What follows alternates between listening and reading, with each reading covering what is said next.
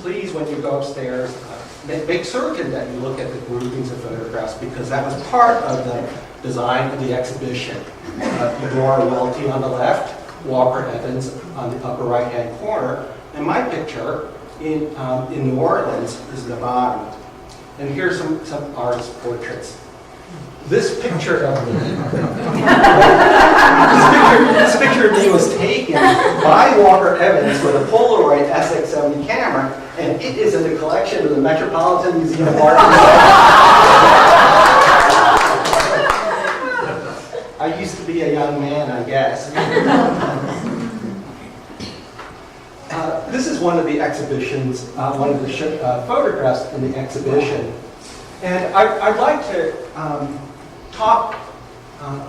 use this as an example to talk a little bit about being a photographer and about the things that may be involved in taking photographs. This turned out actually to be the first photograph that I made in the South that I thought was good. So it has a special place for me. This is, of course, the Parthenon in Nashville. And I had never been to Nashville before, so I was really stunned that I didn't have to go to Greece to see this. And when a photographer's walking around looking at things, you just start having all these references. This is the 1959 movie Hercules, which I saw as a child in New York. You know, I'm looking at those columns, and when you start taking pictures, you don't really know.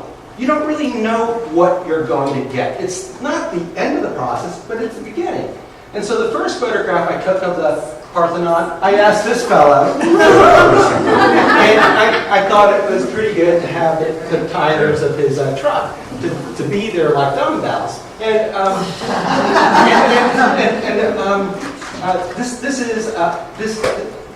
you're among the first people ever to see this because it's no good.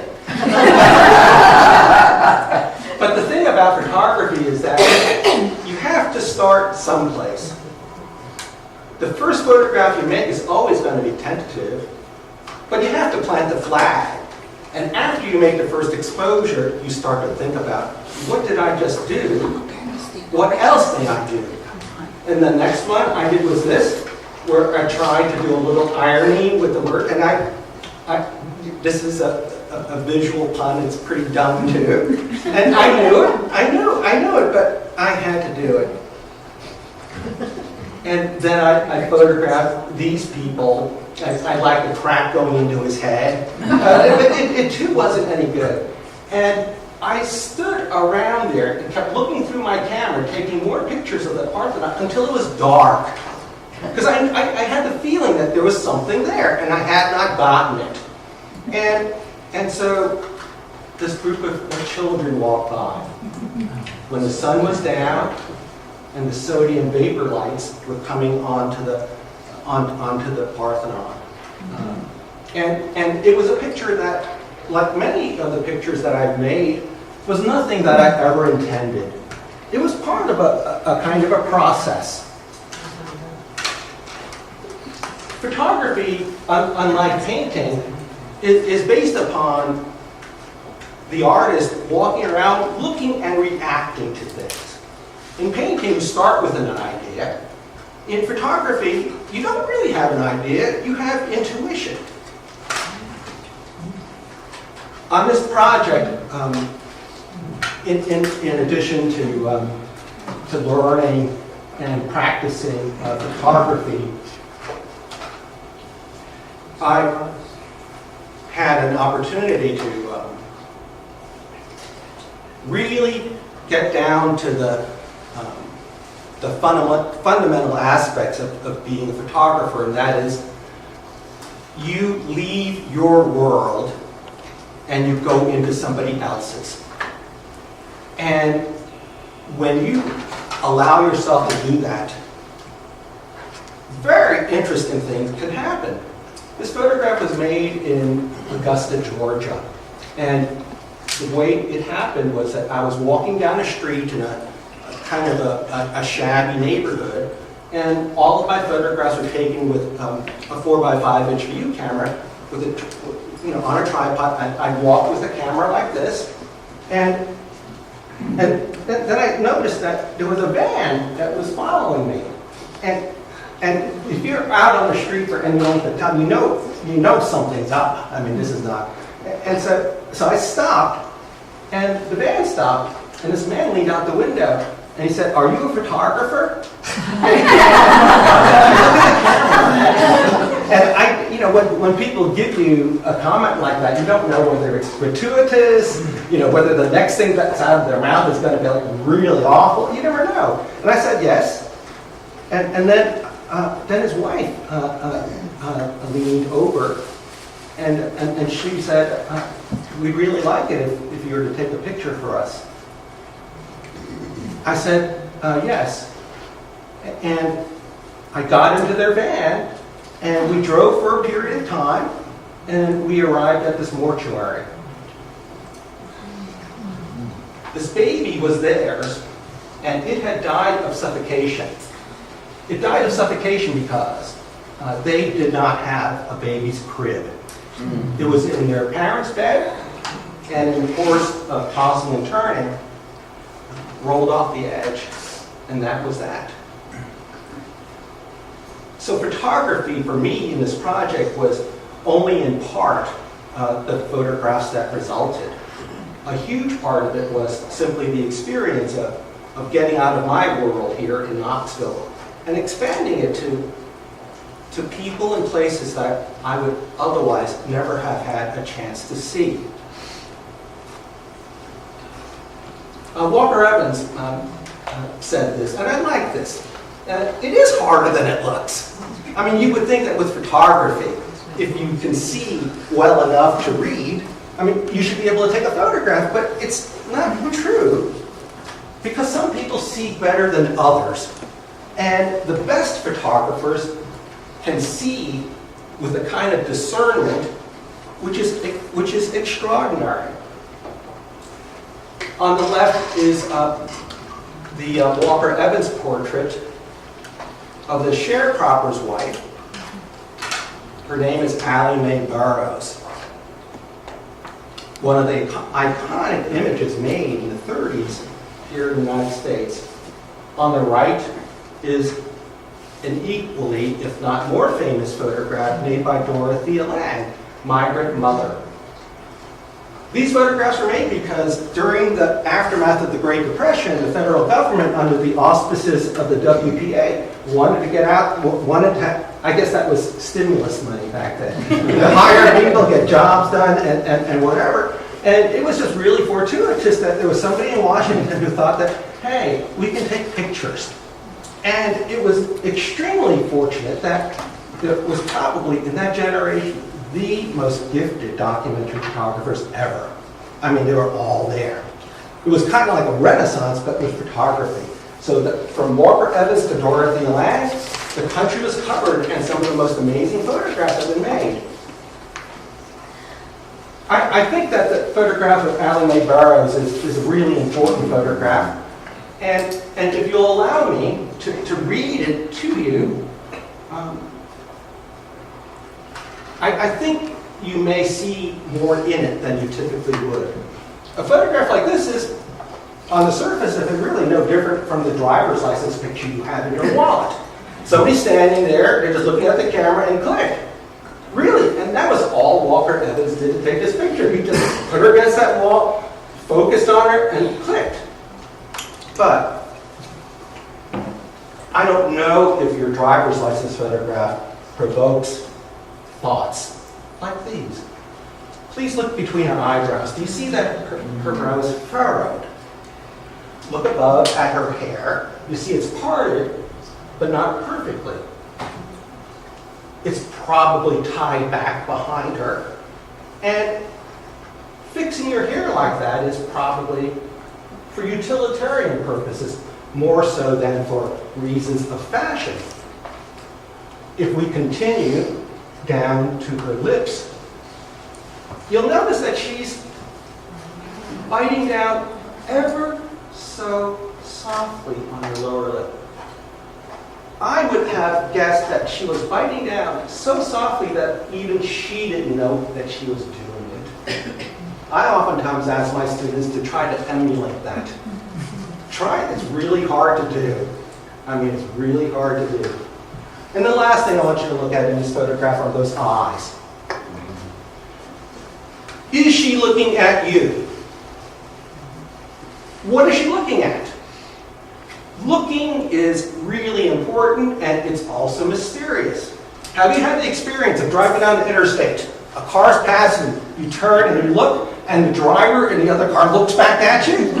How did that happen? There's some sort of force out there that allows our gaze to be recognized and responded to. And so we know about gazes. We know when we're being looked at. We know when we're being stared at. We know when we're being looked at affectionately. We know when we're being looked at with anger. We know all these things from having been little children up to this point in our lives. And the question again is, what is she looking at? And for me, the answer isn't so much what it is that she's looking at. She's looking through you. You're there. She acknowledges your presence, but she's looking through you. And what does she see through you? She sees the burden that she has had to bear in her life as the wife of a sharecropper in Hale County, Alabama. I want to continue for just a little bit in talking about how perceptive we are and how it is we bring that perception back to reading photographs.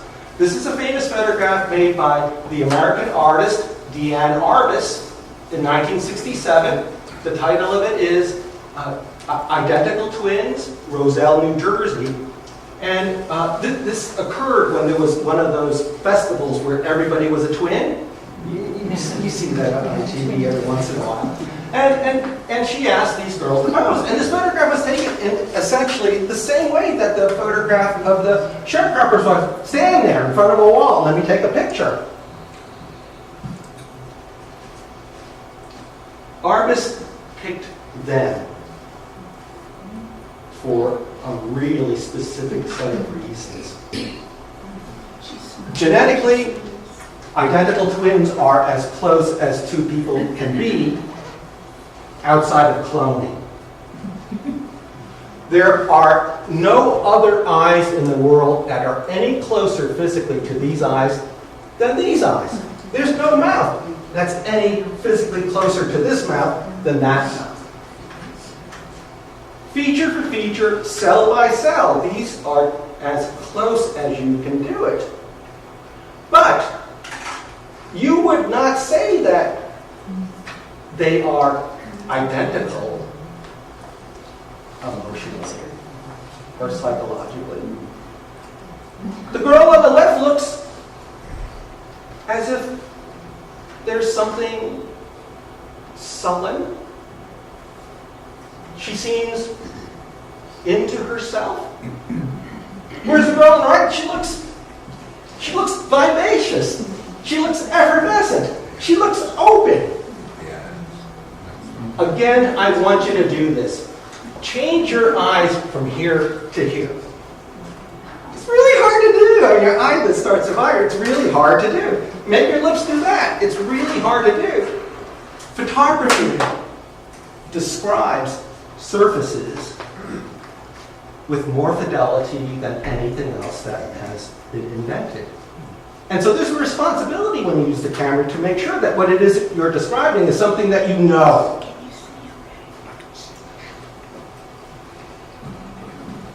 We looked at the portrait of Anna Mae Burroughs, and Stephen will attest to this in the exhibition. We have a story later if we had time to do it. Evans actually took several photographs of her. And they were both published and used in different venues since 1936. And in the same way that Arbus's identical twins wind up being about really very different concerns, these two photographs, I think, do that as well. The lines, the brow, the lips, it's just ever so slight change, but but they're totally different. In the photograph on the left, she looks okay. She looks fine. On the one on the right, she looks as if she's bearing the weight of the world. And why is that? How is that? It's because if the camera can describe with this absolute fidelity to reality, we can see with discernment because we know how to interpret. We've been doing that our whole lives. Ever since you were a baby looking up at your mother's face, you know exactly what faces mean. You know exactly what glances mean. And the language of photography is based on these very subtle things. Here are the two women, side by side. And these are the pictures that are used. For those of you who are interested in the technical aspects of taking pictures, the difference in this one was Walker Evans fired a small flash, which opened up the shadows just a little bit.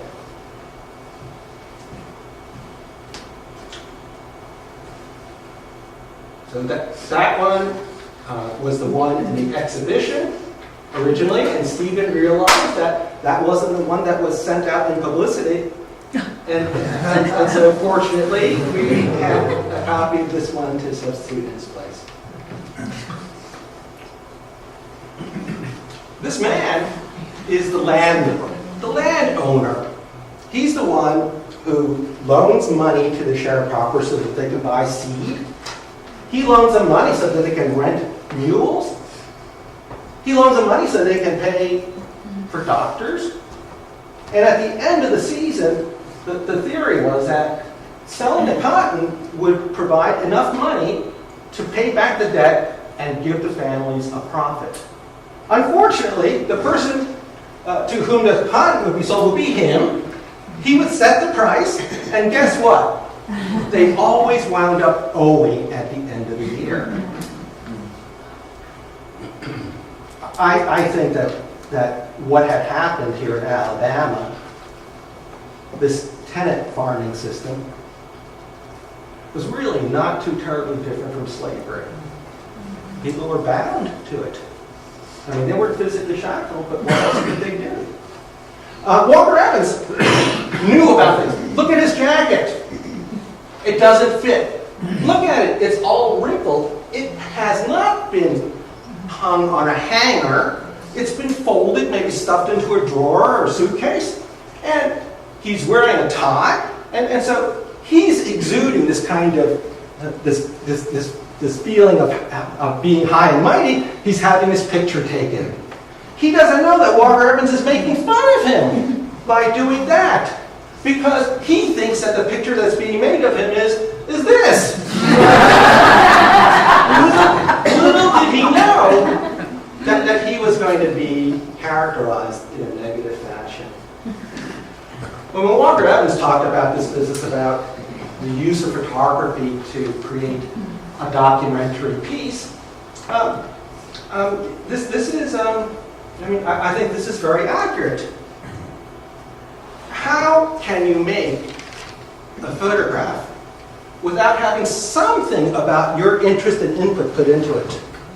The fact that I decide to walk 2 steps closer, the fact that I wanted to hold the camera this way versus this way, the fact that I'm going to wait 3 seconds, all of these things will be part and parcel of the photograph.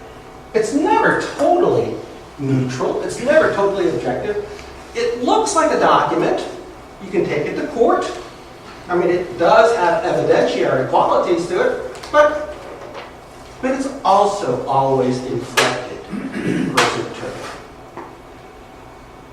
You are all familiar with the publication Let Us Know Praise Famous Men, where Walker Evans collaborated with James Agee in the making of one of the classics in American literature.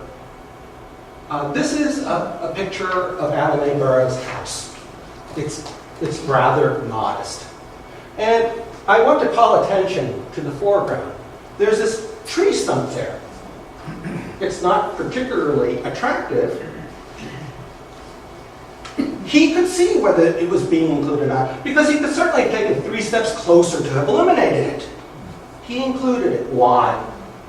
Because a year before he worked with James Agee, he had already been photographing the South, and he couldn't help but project his opinion on things. This is a beautiful antebellum mansion that's fallen into disuse.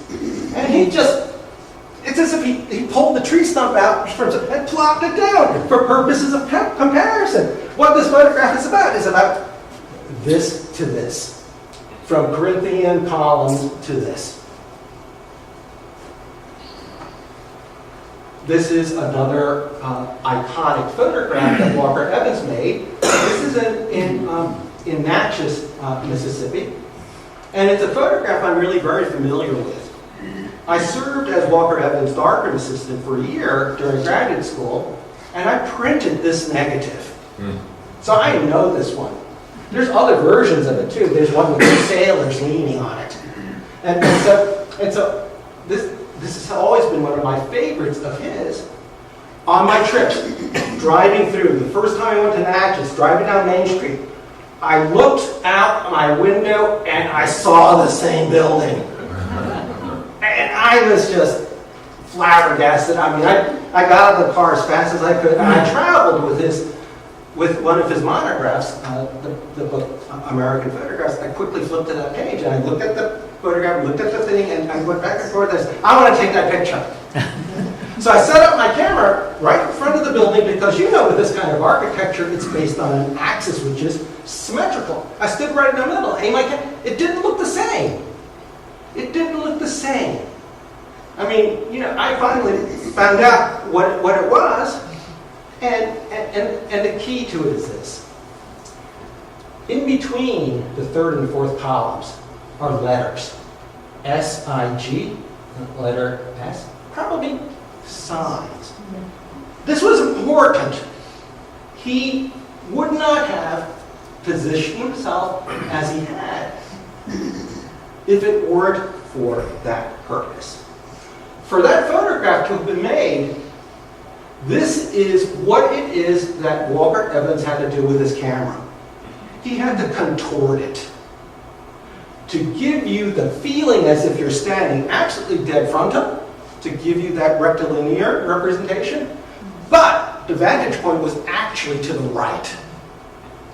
And for those people attentive enough to see that word signs, you will smile, because Evans was interested in talking about the grandiose notions that the person had who built it, a little bit of Greece next to the Mississippi, and how it has fallen from grace to the condition of being a sign painter's shop.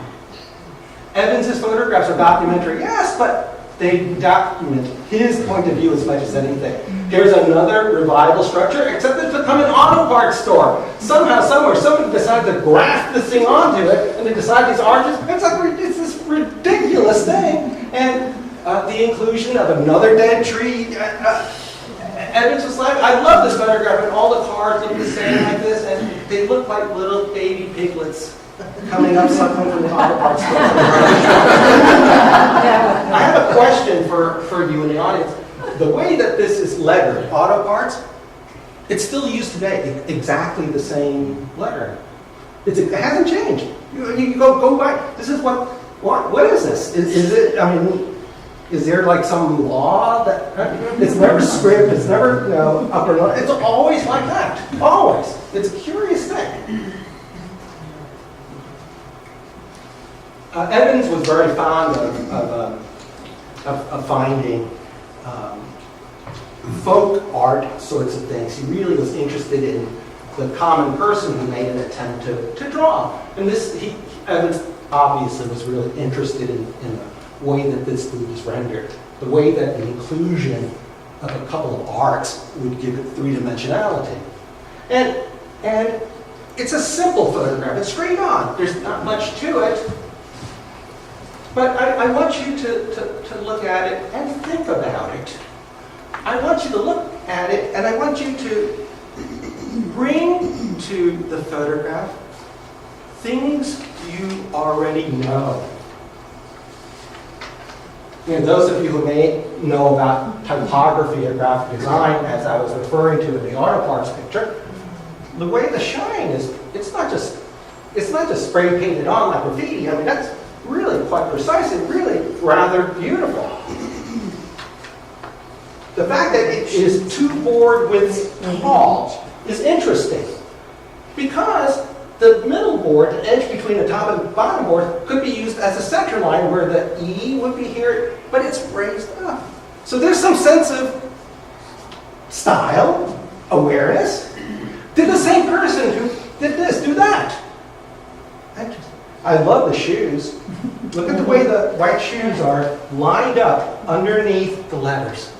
Interesting. I want you to bring to this photograph what it is that you know. And I'm going to go to the dictionary, and there's a million definitions for the word shine. But there's one in particular that I want to call to your attention. The bottom one, where the term was a derogatory one, directed at blacks. And let me go back a little bit.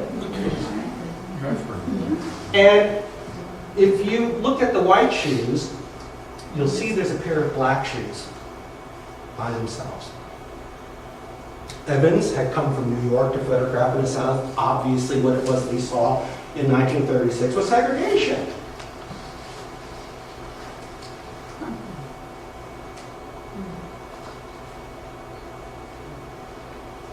Eudora Welty's powerful photograph woman of the 30s.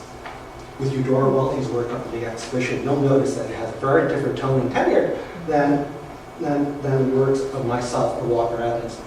I think Welty really was very interested in the emotional and psychological makeup of the people that she photographed. Of course, I mean, when she tried to describe characters, it's not enough to tell you what their name was or where they lived. I mean, you had to build them from the ground up. And it's that interior stuff that she wanted her photographs to be about. This is Floyd Burroughs, Allie Mae Burroughs' husband. And this is their house. It's a fireplace. And the calendar above the fireplace, I want you to look at those shoes, and I want you to look at them in the exhibition. They're shiny, but the heels have mud on them.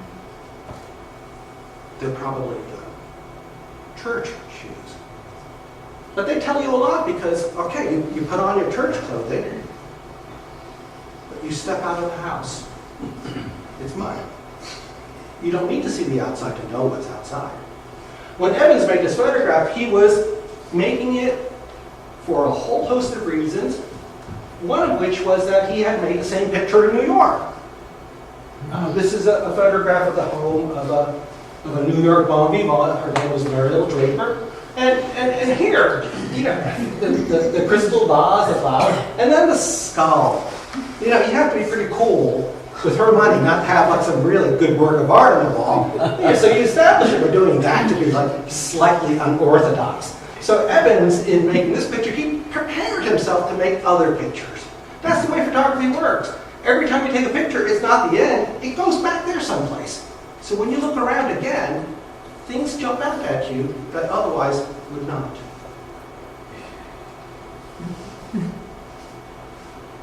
This is the bed that they slept in. Children in this bed. These little dots. I'm sorry. These little dots.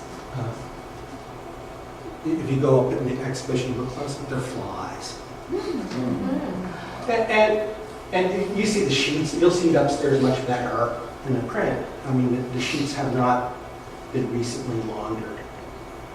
And Evans had photographed in another person's home in New York. So he had already, here, I mean, you can see that better. In that summer of 1936, Evans and Agee stayed with 3 different sharecropper families. The first one was the Burroughs family, and now this is an interior of the Fields family home. It's a curious photograph because you don't really know what it's about. I mean, there's so much empty space in it. What was the point of what's the subject of it? You know, if it was supposed to be about this, why didn't he move the camera closer? It's indefinite. But you too have to pause and try to think about this by bringing your prior knowledge to the photographs.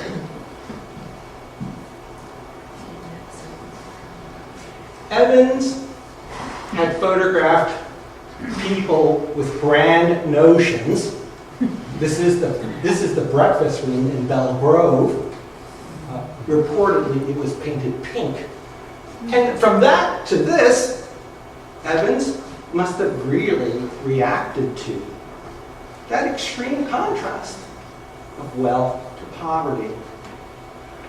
And I want you to look at the silverware, and I want you to count the number of forks, the number of spoons, and they're not matched. There are eating utensils that are missing.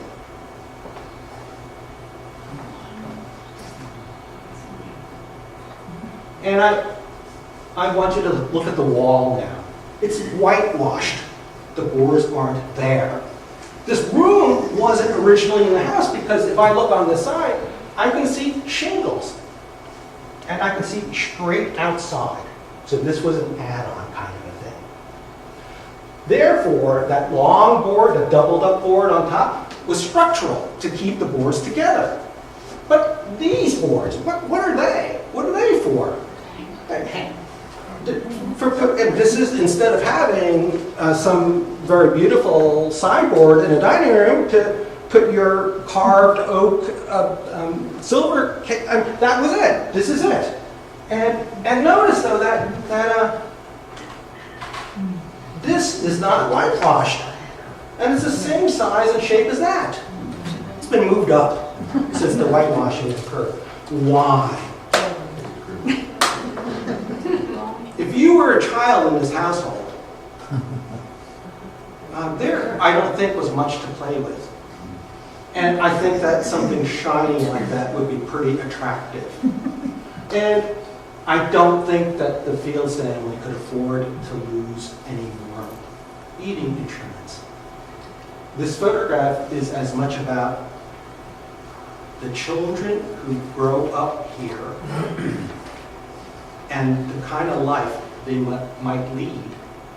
More than just about the things. It's not about the physical objects, it's about what it is that you know about things if you look a little bit and think a little bit. In this way, Evans is using photography, perhaps more like poetry than nonfiction, because he's asking for references to be provided that move from reality to places only you know exist. This is a picture that I took in the kitchen, and it's in the exhibition. And there's an interesting story about this photograph. This is the home of Mr. and Mrs. Fulton, and I was invited in. I saw this, and I turned to Mrs. Fulton, and I said, Mrs. Fulton, that's a lot of cornflake boxes. You must really like cornflakes. And she said, no, not really. Then she said, since my children have grown and gone, I don't have to eat alone. I don't have to take meals by myself.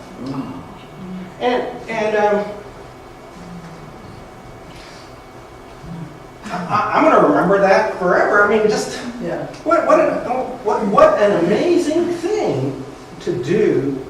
I mean, how poignant. So she sits in that chair, and she's eating, and this is what she looks at, these smiling faces. This house was an amazing house. The property was amazing. I stopped because I saw goats hopping on mounds of tires. I stopped because the entrance was this gate in beautiful wisteria arbor.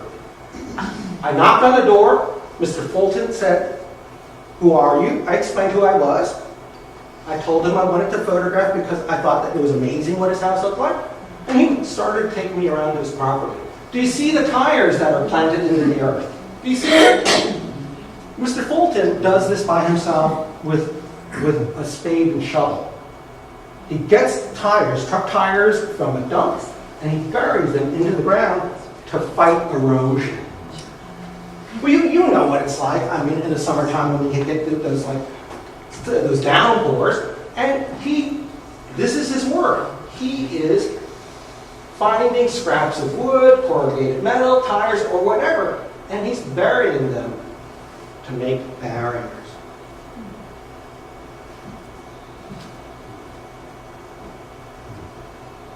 There's his house. And I asked Mr. Fulton, sir, you work real hard. Do you own this land? He said no. And I asked him, why are you working like that? Because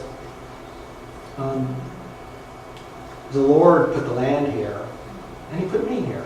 That's why I work. So from his wife, they go, okay. I paid a lot of money for private school education. I didn't learn anything like that. I mean, that was free, but it was like really good. And so I got back to Knoxville, developed the film. I had his address. I made the prints. I put them in a package. I sent them to him. 2 weeks later, I get.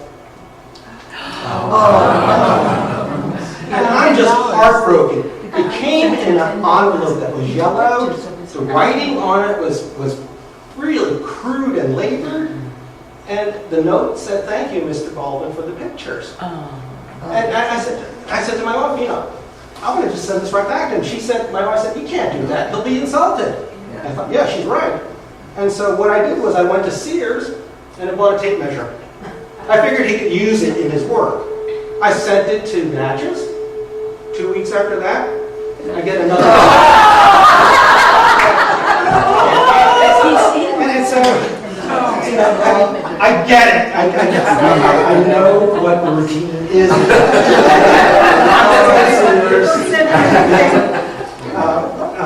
I'm not going to go buy a pair of work gloves. And so when this came, I knew that the first break that UT had from classes, I would drive to his house. I drove straight to his house. And I explained to him that it was he who was doing me a favor by allowing me to photograph on his property, and that the money should not come to me. We sat down outside overlooking his property, and we talked about some things. And I asked him again, "Mr. Fulton, why do you work so hard?" And he said, "Mr. Baldwin, sit down." I sat down. And then he proceeded to give me a lecture. He said, "Mr. Baldwin, do you know the story about the frog and the mouse?" I said, "No." Well, he says, the frog and the mouse, they were the best friends, but they were mischievous. And one day, when they were cruising about, there was a sweet aroma in the air. They followed it, and what it was a jug of fresh milk straight from the cow. I guess that aroma was intoxicating because they climbed up on top of a tabletop overlooking the jar. They slipped and fell in. The sides of the jar were too narrow and steep. There was no way for them to climb. And they were paddling as best they could to keep their heads. The frog obviously having an easier time than the mouse. And the mouse turned to his friend and said, "We've done it this time. Our mischievousness has finally caught up with us, and this is our end." And the frog said, "No, it's not. You have to keep trying. You can't give up." The mouse gave up and drowned. But the frog kept kicking and kicking and kicking. And something happened. The surface of the milk began to solidify. We churned it into butter. He hopped out. Then Mr. Fulton says, Mr. Baldwin, that's why I work so hard. And I said, yes, sir. I mean, when you're out there, it's unbelievable. And when I came home, I told my wife about this, and she said that sounds really like a Aesop's fable. And it was, with a small twist. This one is a cautionary tale, warning you not to do certain things because you would have a bad outcome. Whereas Mr. Fulton turned it into one about optimism and hope. The photographs you see in the exhibition and some of the text that appears in the exhibition has come from a book that I hope to have in publication soon. It would have been great to have this out during this exhibition, but didn't quite make it. And so if you're interested in more stories and seeing more photographs, they'll be in my book. Thank you for being such a good audience.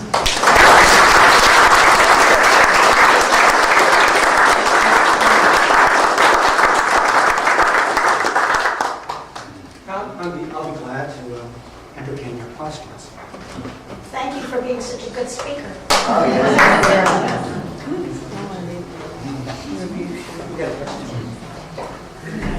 Yes. I have a question. One of the captions up there talked about once you take a picture, you can't rewrite it as you can if you're an artist of words. How do you feel about the digital realm where you now can do pretty much anything with any photograph you take? A great question. Yes, with the computer today, we can fabricate anything. In the latest version of Photoshop, you can do it with such ease and seamlessness, it's frightening. I think it's the end of photography. And in my looking at things, photography was made practical, and people cite 1826 as its start. The history of drawing and art in 1826 came to a fork in the road. Part of it was to continue the tradition of drawing and painting. And the other part, the fork, was photography, the use of mechanical, optical, and chemical means to make images. And they remained, I think, separate things. Photographs aren't paintings. Paintings, though they may be done in a hyper-realistic way, aren't photographs. And so my way of thinking about it is that the history of image making split up till probably now. And the two roads have merged, and they can't be separated anymore. It's all 2D now. More questions? Do you always photograph in black and white? For this project, yes, it was all in black and white. I didn't know anything about color then. It wasn't any particular. This was just what it was that I had done. Now do you do color? Grudgingly, I mean, I use a digital camera now, and yeah, it gives you a color picture.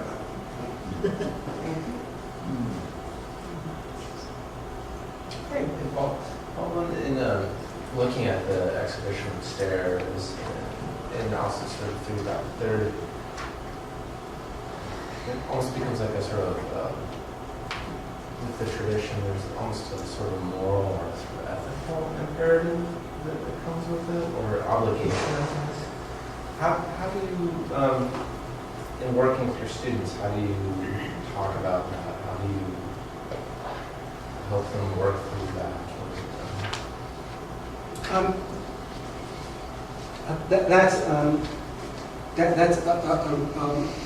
That is the question in teaching, because anything about process or technique can be learned from YouTube or a book.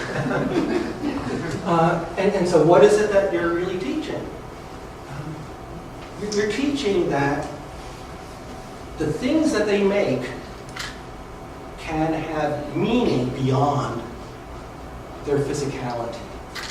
Now, how do you talk about that? You look at pieces from the history of that medium, and as I had attempted with you, explain what it is that this photograph is, and that what it's about is larger than what it is of.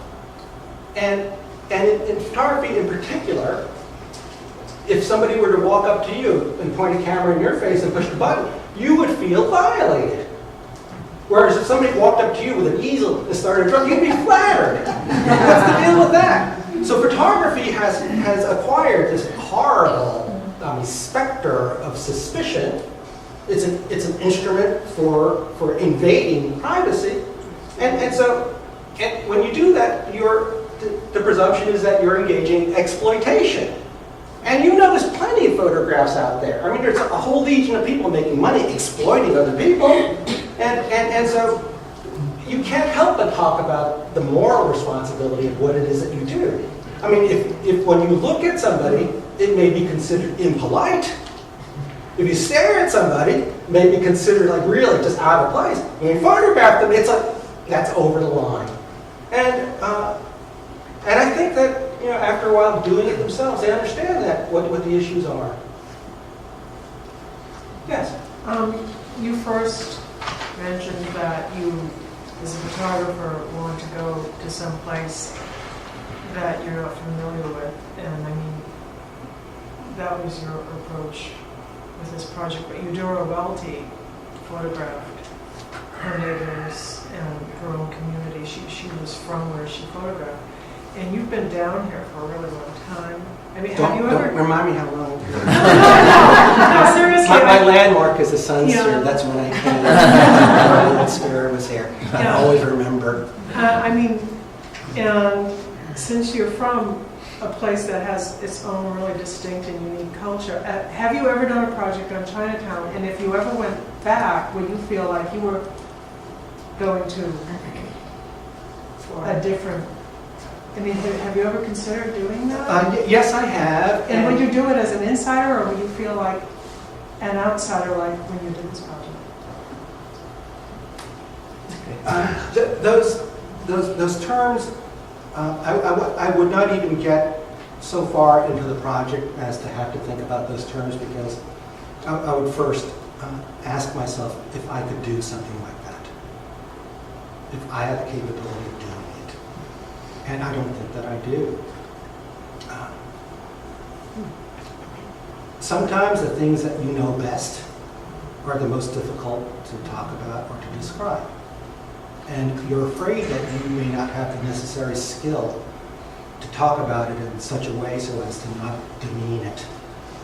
And I have a fear that I'm not good enough to be able to do that. I think I can make a good photograph, but as to whether or not, in my eyes, it's a true photograph, I don't think I can do that. So even when you were younger, you never focused on... No. Okay. I mean, I've been down here from Massachusetts for a long time, and Massachusetts has become foreign to me. And, So the if I rest, went back to- and the rest of the country too. The People's Republic of Massachusetts. But if I went back up there, it would be as a person from the South photographing something that's become entirely culturally foreign to me. I'm glad to say. Whenever you step out of your world, it's always the inside-outside business. I appreciate photography because it allows you to step outside your world. And you may encounter people like the Fultons. Yes, sir. This is a remarkable photograph here you have on the screen. Mm-hmm. What do you see in it? This is one of my favorite photographs from this period of my work.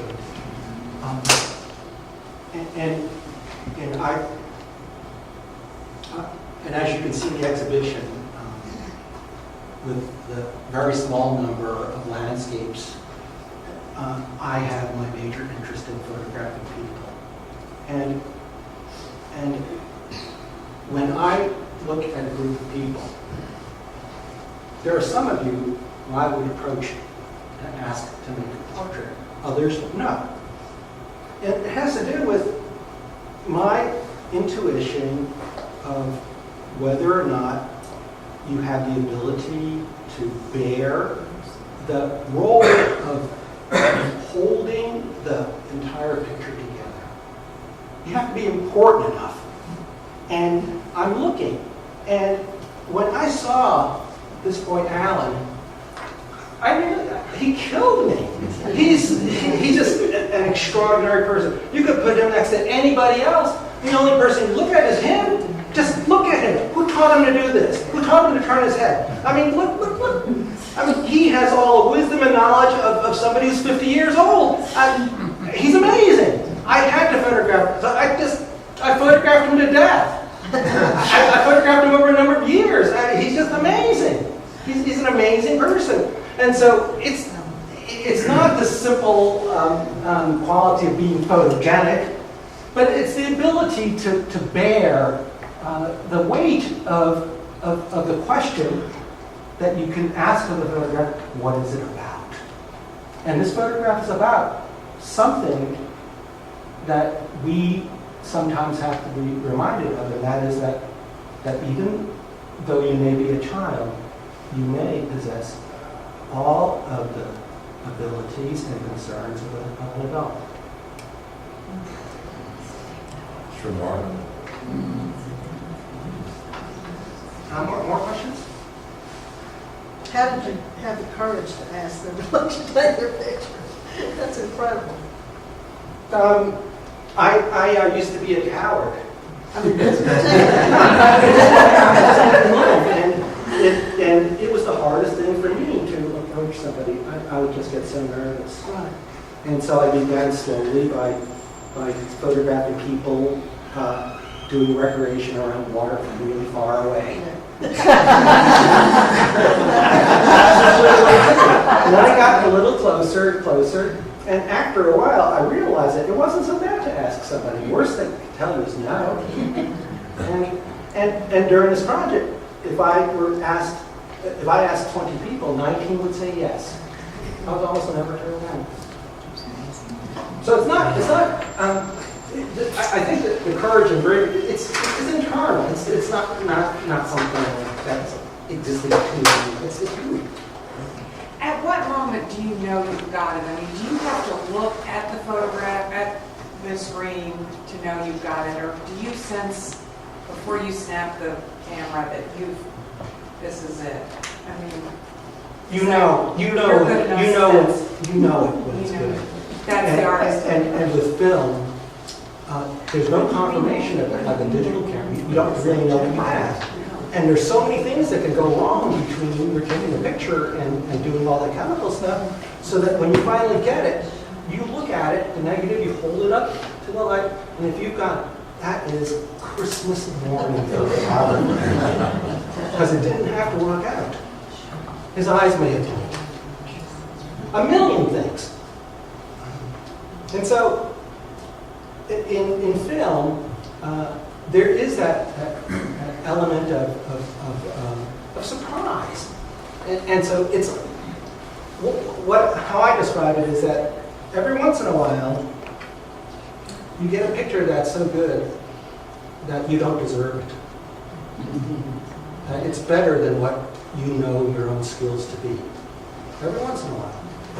Has digital ruined the surprise?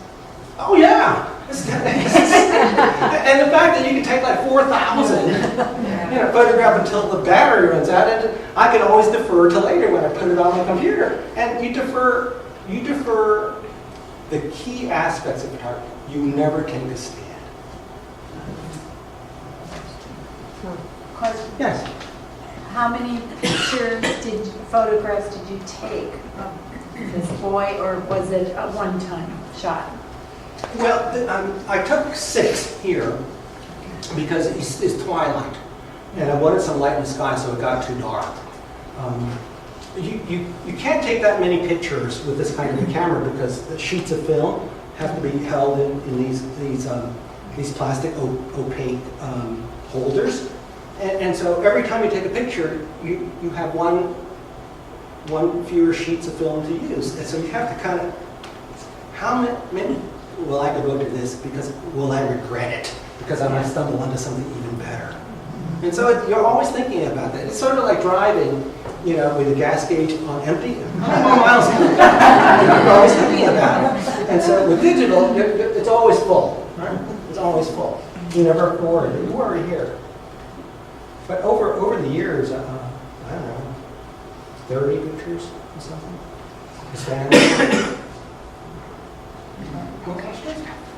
In the book, is there text? It's mostly text. Do you ever have any happy accidents? Oh, You yeah. know, things that, yeah. Oh, definitely. There's a photograph up there of a baby in diapers turning his head, and if you look around, there are these kittens. They just jumped into the picture, and they just jumped in there, and they were just perfectly placed. I mean, I couldn't have photoshopped them any better myself. So I thought, wow, that's great. So sometimes, things. But even just walking along and discovering something. I mean, that is something that you didn't work for. It was just simply presented to you, and the only thing you had was enough awareness to look at it. Yes. When did you say your book will be ready for sale? I just got it back from my editor, and I like it now. and so it's going to be sent out to a few publishers fairly soon. And so I don't know. I mean, I've not done this before, so I don't really comment on this. Alden, thank you very much. Thank you.